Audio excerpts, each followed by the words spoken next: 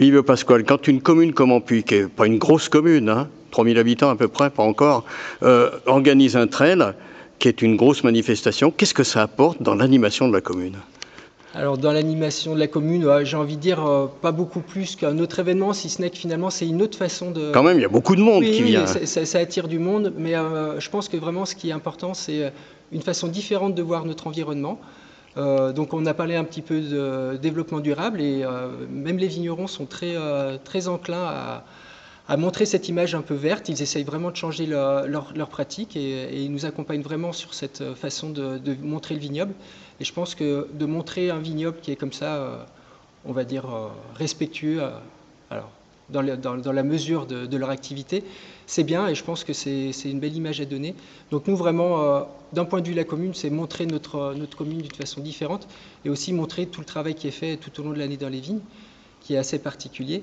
Et après, en termes d'animation, on se repose essentiellement sur des bénévoles. Là, on va avoir besoin de 150 bénévoles. Du coup, on va aussi impliquer les communes de Tupin et Semont et de Saint-Cyr. Donc ça fait vraiment beaucoup de monde. On se rend compte qu'on a même des gens de Pont-Évêque qui viennent parmi nos bénévoles.